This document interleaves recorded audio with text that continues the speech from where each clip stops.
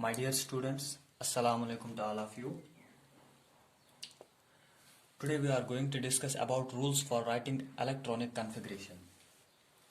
तो हमारे पास तीन रूल्स है electronic configuration. First we should know about electronic configuration. What is electronic configuration? It is simply arrangement of electrons in various shells and sub shells of an atom. जब हमें electrons arrange करने होते हैं shells में, सब shells में. For example कोई atom है, उसके पास 20 इलेक्ट्रॉन्स है. अब इन 20 इलेक्ट्रॉन्स को वेरियस शेल्स और सब शेल्स में हमें अरेंज करना होता है. ठीक, उसी अरेंजमेंट को हम इलेक्ट्रॉनिक कॉन्फ़िगरेशन कहते हैं. So we have three important rules for writing electronic configuration. पहला रूल है, first rule is aufbau rule, second rule is Hund's rule and third rule is Pauli's exclusion principle. So we will discuss about first one, that is above rule. First we should know about the meaning of word above. ये above क्या है? ये above it's a German word. ये एक German word है जिसका मतलब है, जिसका मीनिंग होता है बिल्डिंग अप. फॉर एग्जाम्पल आप लोगों को बिल्डिंग बनानी होगी या हमें बिल्डिंग बनानी होगी तो हम कैसे बनाते हैं?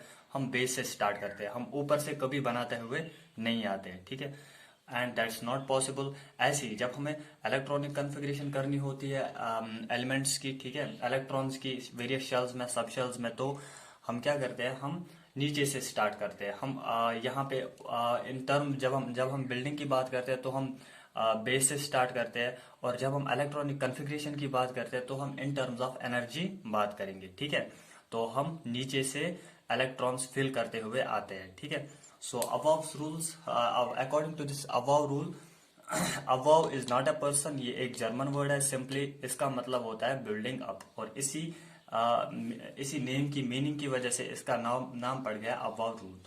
According to this rule, electrons are filled first in order of increasing in order of energy. ठीक है, increasing order of energy. Electrons हम फिल करते हैं किसी भी एटम में. जब हम इलेक्ट्रॉन्स फिल करते हैं, ठीक है, तो इलेक्ट्रॉन्स कैसे फिल होते हैं एटम में? वो होते हैं इन ऑर्डर ऑफ इंक्रीजिंग एनर्जी. मतलब इंक्रीजिंग एनर्जी के ऑर्डर में. पहले कम एनर्जी वाला इलेक्ट्रॉन आएगा. ठीक है, पहले कम एनर्जी वाले ऑर्बिटल में इलेक्ट्रॉन आएगा. उसके बाद जिस ऑर्बिटल को ज्यादा एनर्जी होगी उसके बाद इलेक्ट्रॉन चला जाएगा उस वाले ऑर्बिटल में. So first electrons are filling in those orbitals which have low value of energy. जिनका एनर्जी वैल्यू कम होता है उन्हीं में इलेक्ट्रॉन्स फिल होते हैं. ठीक है, so according to this aufbau rule, electrons are filled in order of increasing order of energy. That means increasing order of energy के ऑर्डर में इलेक्ट्रॉन्स फिल होते हैं. That is electrons are filled first in those orbitals. पहले electrons उन orbitals में फिल होते हैं जिनका एनर्जी वैल्यू कम होता है, which have low energy. And order of energy, अब हम एनर्जी कैसे डिसाइड करते हैं? How can we decide energy in of an orbital? हम एनर्जी डिसाइड करने के लिए, ऑर्डर ऑफ एनर्जी डिसाइड करने के लिए हमारे पास एक रूल है जिसको हम कहते हैं n plus rule. So order of energy of orbital is decided by n plus L rule. N plus L rule से हम एनर्जी ऑफ ऑर्बिटल डिसाइड कर सकते हैं. So what is aufbau rule? It is simply rule of filling electrons in shells and orbitals. ठीक है, shells और orbits and orbitals में कैसे हम इलेक्ट्रॉन्स को फिल करेंगे, किस रूल के मुताबिक? उस रूल को हम अबव रूल कहते हैं. ठीक है, और इस रूल के मुताबिक क्या है? What is the aufbau rule? It is simply filling of electrons in those orbitals which have low value of energy. मतलब हम इलेक्ट्रॉन पहले उन ऑर्बिटल्स में फिल करते हैं जिनकी एनर्जी कम होती है. सो First electrons occupy that orbitals which have low value of energy. जिनका एनर्जी वैल्यू कम होगा, पहले इलेक्ट्रॉन उसी ऑर्बिटल में जाएगा. और जितने जितने लो एनर्जी वाले ऑर्बिटल्स या ऑर्बिट्स फिल होंगे उसके बाद इलेक्ट्रॉन्स जाते हैं, बाकी इलेक्ट्रॉन्स जाते हैं फिर हाई एनर्जी वाले ऑर्बिटल्स में. ठीक है, सो ये फिलिंग होती है in increasing order of energy. मतलब पहले कम एनर्जी वाले ऑर्बिटल में जाएगा इलेक्ट्रॉन, फिर ज्यादा एनर्जी वाले ऑर्बिटल में, फिर ऐसे ही ज्यादा एनर्जी वाले ऑर्बिटल में जाएगा इलेक्ट्रॉन. एंड एनर्जी हम कैसे डिसाइड करते हैं ऑर्बिटल की? वो हम डिसाइड करते हैं by n plus L rule. Will see first what is n plus L rule. पहले हम बोर्स मॉडल में पढ़ते थे.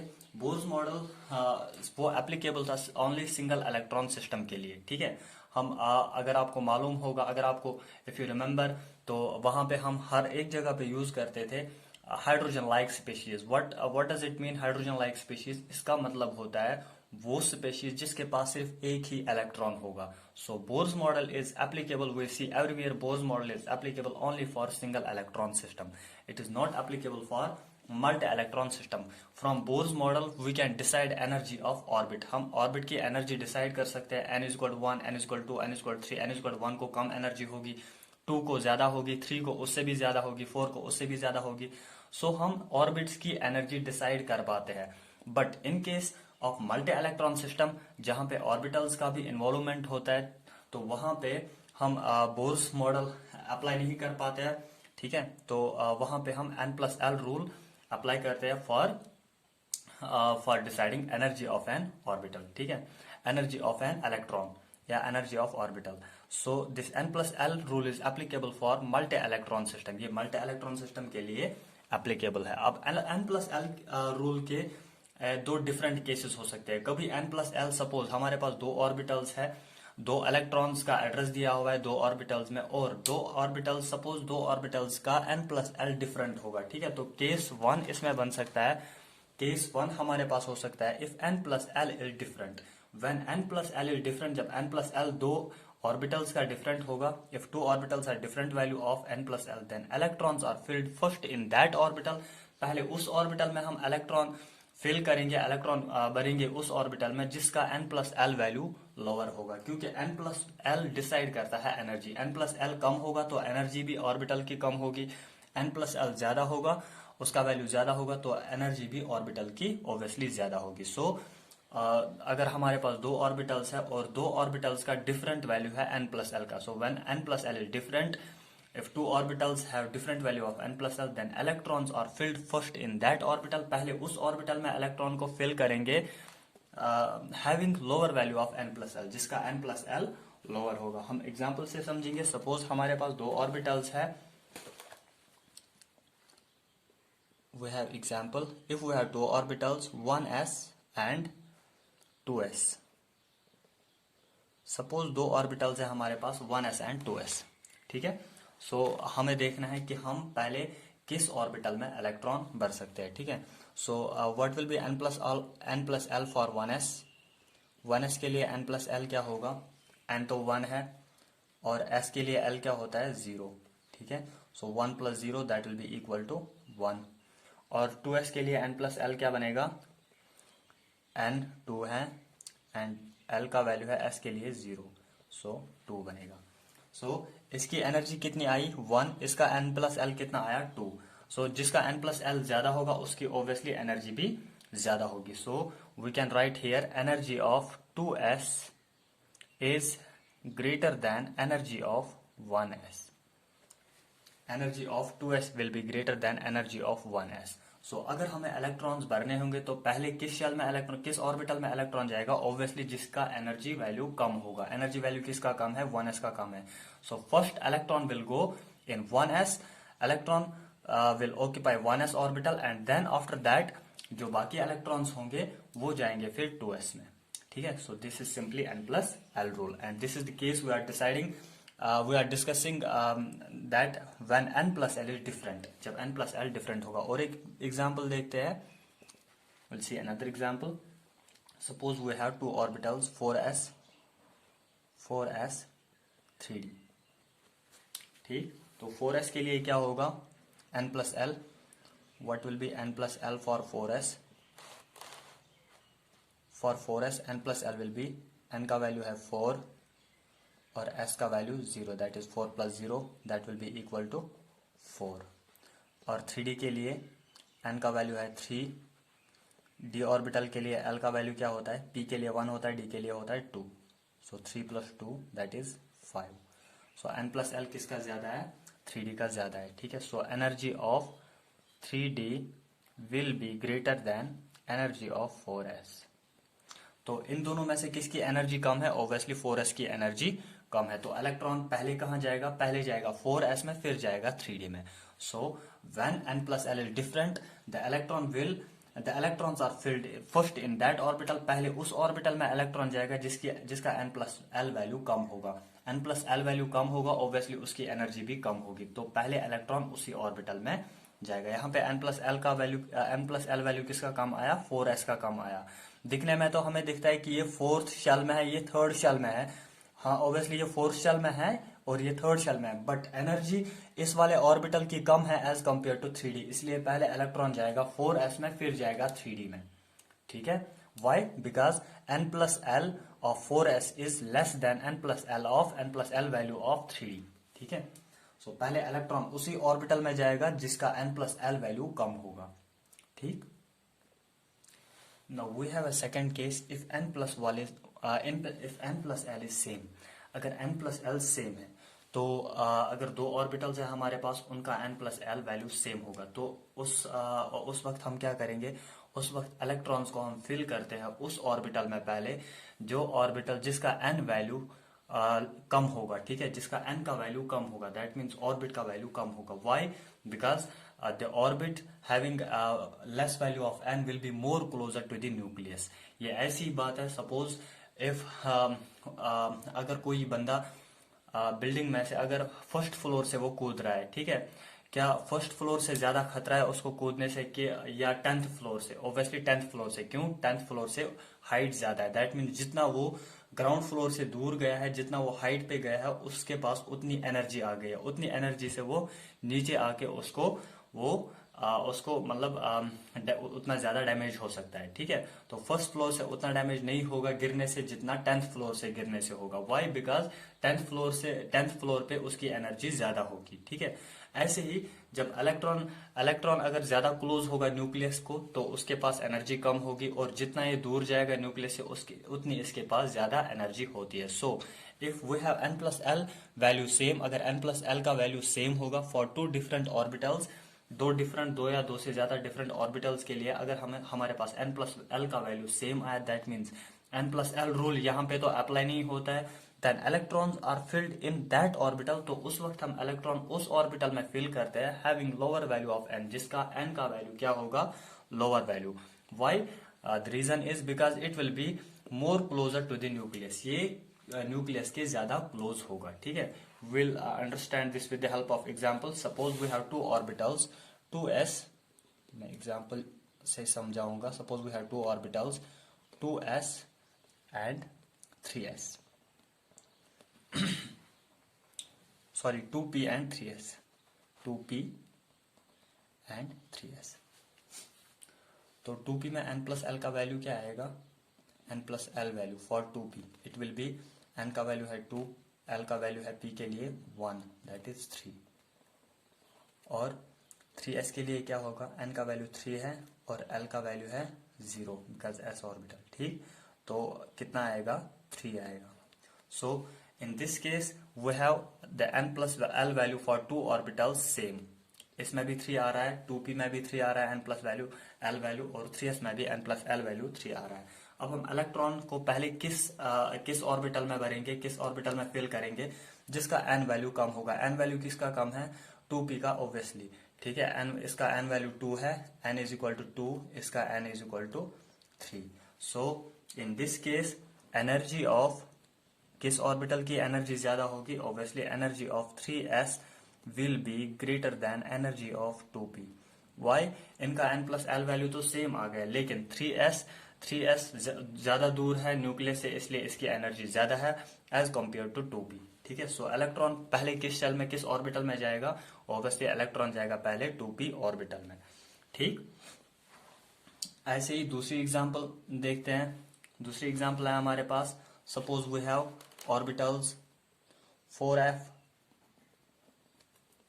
7s 6p and 5d, 4 orbitals है हमारे पास। ठीक है, will calculate n plus L value. n plus L इसका क्या बनेगा? 4f का, दैट इज 4 प्लस f का कितना होता है? 3, वो 7 आएगा। 7s का कितना आएगा? 7 प्लस s का 0 होता है l, तो 7 ही आएगा। 6p का कितना होता है? 6 n, तो 6 आएगा। p का होगा l, दैट इज 1, वो 7 आएगा। और 5d का कितना होगा? 5 प्लस n का वैल्यू 5 और l का वैल्यू कितना आएगा? d के लिए होता है l 2, वो भी आएगा 7। So in this case we have 4 different orbitals and these 4 different orbitals have same value of n plus l। इनका सेम वैल्यू है सबका 7। ठीक। तो इलेक्ट्रॉन्स हम कैसे फिल करेंगे इसमें ऑर्बिटल्स में? पहले हम उस ऑर्बिटल में इलेक्ट्रॉन भर देंगे जिसका एन प्लस जिसका एन वैल्यू क्या होगा, सबसे कम। ठीक है, एन वैल्यू किसका कम है? 4f का, फिर 5d का, फिर उसके बाद 6p का, फिर 7s का। तो आपको खूब क्वेश्चंस ऐसे मिलते हैं, जेई मेंस में आए हैं ऐसे खूब क्वेश्चंस। ठीक है, तो क्वेश्चंस या तो आएंगे आपको दो तरीके से क्वेश्चंस आ सकते हैं। या तो पूछ सकता है आप इलेक्ट्रॉन्स किस ऑर्बिटल में पहले फिल इलेक्ट्रॉन्स किस ऑर्डर में फिल होते हैं ऑर्बिटल्स में। ठीक है, किस ऑर्डर में फिल होते हैं इलेक्ट्रॉन्स, तो आपको ऑर्डर लिखना पड़ेगा। तो पहले हम एनर्जी का ऑर्डर यहाँ पे लिखेंगे। सबसे कम एनर्जी वाला कौन होगा? सबसे कम एनर्जी वाला होगा इसमें 4f। Energy of, we can write here energy of, या तो एनर्जी का ऑर्डर निकालना होगा आपको। Energy of 4f will be less than energy of 5d, that will be less than energy of 6p, that will be less than energy of 7s। तो पहले electrons किस में जाएंगे? पहले इलेक्ट्रॉन्स जाएंगे 4f में, फिर 5d में, फिर 6p में, फिर 7s में। This is the order in which electrons are filled in those orbitals. ठीक, इंक्रीजिंग ऑर्डर में। ठीक, या तो एनर्जी का इंक्रीजिंग ऑर्डर। ठीक है, now we have a memory map. एक मैप है ऐसा जिस मैप से हमें बहुत ज्यादा आसानी होती है इलेक्ट्रॉनिक कॉन्फ़िगरेशन लिखने में। ठीक है, उस मैप को हम मेमोरी मैप भी कहते हैं। ठीक है, ये एक ट्रिक है, सो विल डिस्कस दिस। तो मेमोरी मैप क्या है? तो हमने यहाँ पे n=1, पहले हम देखेंगे n=1। जो पहला शेल होगा उसमें एक ही ऑर्बिटल होगा 1s। दूसरा शेल है उसमें कितने ऑर्बिटल्स होंगे? 2s एंड 2p, दो ऑर्बिटल्स। तीसरे शेल में 3 orbitals, 3s 3p and 3d। Fourth shell में 4 orbitals, 4s 4p 4d and 4f। Fifth shell में कितने ऑर्बिटल्स होंगे? ऑब्वियसली 5 ऑर्बिटल्स होंगे, 5s 5p 5d and 5f। But in periodic table we have only 4f and 5f। हमारे पास सिर्फ 4f and 5f होगा। ठीक है, 5g भी हो सकता है। ठीक है, और एक ऑर्बिटल भी होगा इसमें, लेकिन हमारे पास एलिमेंट्स उतने ही है जो सिर्फ अरेंज होते हैं अप टू 5f, जिनके इलेक्ट्रॉन्स अरेंज होते हैं सिर्फ 5f तक। ठीक है, हमारे पीरियोडिक टेबल में उतने ही एलिमेंट्स हैं जिनके इलेक्ट्रॉन्स 5f तक अरेंज होते हैं। हमें 5g की जरूरत नहीं पड़ती है, इसलिए 5g इसमें होता नहीं है। ठीक है, नहीं तो 5 ऑर्बिटल्स होते हैं इसमें, लेकिन 5g में कोई इलेक्ट्रॉन नहीं होगा। सो यहाँ पे हमें उसकी जरूरत नहीं है। ऐसे ही 6 n=6 में 6th ऑर्बिट में कौन कौन सा ऑर्बिटल होगा? 6s 6p 6d 6f होने को तो और भी 2-3 हो सकते हैं। ठीक है, 6 ऑर्बिटल्स होते हैं, लेकिन यहाँ पे इलेक्ट्रॉन्स हमें 6d तक ही अरेंज होते हैं। ठीक है, अगर आपने पीरियोडिक टेबल में देखा होगा तो पीरियोडिक टेबल में हमारे पास जो एफ ब्लॉक एलिमेंट्स है, एफ ब्लॉक एलिमेंट्स सिर्फ उसमें सिर्फ 2 पीरियड्स है, एक तो 4f है, दूसरा 5f है। ठीक है, इसलिए 6f यहाँ पे नहीं आएगा। ठीक है, ऐसे ही सेवंथ शेल में कितने ऑर्बिटल्स होंगे? उसमें 7 ऑर्बिटल्स होंगे। बट इलेक्ट्रॉन्स अरेंज कहाँ तक होते हैं? सिर्फ हमें 7p की जरूरत पड़ती है, 7d भी नहीं होता है। ठीक है, तो इलेक्ट्रॉन जितने भी एलिमेंट्स हैं हमारे पीरियोडिक टेबल में, उनके इलेक्ट्रॉन 7p तक ही कंप्लीट होते हैं। ठीक है, सो ये हमने एक इनके ऑर्बिटल्स लिखे, इन ऑर्बिट्स के। ठीक है, अब इनका हम n+l वैल्यू भी लिखेंगे साथ में। 1s का कितना होगा? 1s का n+l वैल्यू इसका होगा 1+0, 1+0 दैट इज 1। 2s का कितना होगा? 2+0 दैट इज 2। इसका कितना होगा 2p का? 2+1 दैट इज 3। ऐसे ही इसका n+l 3s का 3+0 दैट इज 3। इसका n+l 3+1 दैट इज 4। 3d का कितना होगा? 3+2 n+l that is 3+2 that is 5। ऐसे ही इसका होगा 4s का 4+0 that is 4, 4+1 that is 5, 4+2 that is 6, 4+3 that is 7। ऐसे ही 5s का कितना होगा? 5+0 दैट इज 5। ये इसका n+l वैल्यू है। ठीक है, 5+1 p का वैल्यू होता है, एज वी नो l का value for s orbital l का वैल्यू होता है 1, फॉर p और 0 p के लिए l का वैल्यू होता है 1, d के लिए होता है 2 F के लिए होता है 3, इसलिए कंफ्यूज नहीं होना, मैं वही कर रहा हूँ यहाँ पे। तो यहाँ पे 5 + 1 आएगा दैट इज़ 6, 5 + 2 आएगा दैट इज़ 7, 5 + 3 आएगा दैट इज़ 8, ऐसे ही 6 + 0 दैट इज़ 6 आएगा, 6 + 1 7, 6 + 2 8, 7 + 0 दैट इज़ 7, 7 + 1 दैट इज़ 8। ठीक, ये हमने n+l वैल्यू का n+l वैल्यू सबका लिखा, ठीक है। अब इसमें इलेक्ट्रॉन्स कैसे हम भरते हैं, तो यहाँ पे मेमोरी मैप ये एक ट्रिक है। तो इसमें हम क्या करते हैं, पहले ओब्लिक लाइंस डालते हैं, वी ड्रा ओब्लिक लाइंस। तो यहाँ पे मैंने एक ओब्लिक लाइन डाली, यहाँ पे और एक ओब्लिक लाइन डाली, ऐसे ही यहाँ पे और एक ओब्लिक लाइन डाली। लेकिन हम ओब्लिक लाइंस ऐसे डालते हैं, ठीक है, in this way in which we get same value of n+l, जिसमें हमें n+l का वैल्यू सेम मिलेगा, ठीक है। ऐसे ही जैसे कि यहाँ पे n+l वैल्यू इसका 1 है, जिसका 2 है उनकी एक लाइन आएगी, जिसका 3 है 3 यहाँ पे 3s का और 2p का, इनका n+ वैल्यू दोनों का 3 है तो इनकी एक ओब्लिक लाइन आएगी। जिनका n+l वैल्यू 4 होगा उनकी भी एक ओब्लिक लाइन आएगी। जिनका n+l वैल्यू 5 होगा उनकी भी एक ओब्लिक लाइन आएगी, वो भी एक ही ओब्लिक लाइन में आएंगे। ऐसे ही जिनका n+l वैल्यू 6 होगा वो भी एक ही ओब्लिक लाइन में आते हैं। n+l वैल्यू जिनका 7 होगा वो भी एक ही ओब्लिक लाइन पे पड़ते हैं, ठीक है। n+l वैल्यू जिनका 8 होगा वो भी एक ही ओब्लिक लाइन में आते हैं। अब हम इलेक्ट्रॉन्स को कैसे फिल करते हैं, कैसे अरेंज करते हैं, ठीक है। पहले 1s में सपोज कोई एटम है, उसमें आप इलेक्ट्रॉन्स फिल करने हैं, तो कैसे इलेक्ट्रॉन्स फिल करते हैं, पहले 1s में इलेक्ट्रॉन डालेंगे क्योंकि इसकी एनर्जी सबसे कम है। उसके बाद हम चलते हैं ऐसे, उसके बाद हम चलेंगे 2s में, फिर 2s के बाद इलेक्ट्रॉन्स फिल होते हैं 2p में, 2p के बाद 3s में, मतलब आपको ऊपर से आना है, ऊपर से आना है हर एक ओब्लिक लाइन में, ठीक है। फिर 2p के बाद 3s में, 3s के बाद इलेक्ट्रॉन्स चले जाएंगे कहाँ, 3p में, 3p के बाद 4s में, 4s के बाद कहाँ पे जाएंगे इलेक्ट्रॉन्स, उसके बाद जाते हैं इलेक्ट्रॉन्स 3d में, 3d के बाद 4p, 4p के बाद 5s, 5s के बाद कहाँ जाते हैं, 5s के बाद सिमिलरली 4d में जाते हैं इलेक्ट्रॉन्स, फिर जाते हैं 5p में, फिर 6s में, फिर जाते हैं उसके बाद 4f में इलेक्ट्रॉन्स, फिर 5d, फिर 6p, फिर 7s, उसके बाद जाएंगे इलेक्ट्रॉन्स 5f में, फिर 6d, फिर 7p, ठीक है। So this is memory map. In this way from this map you can write electronic configuration of any element.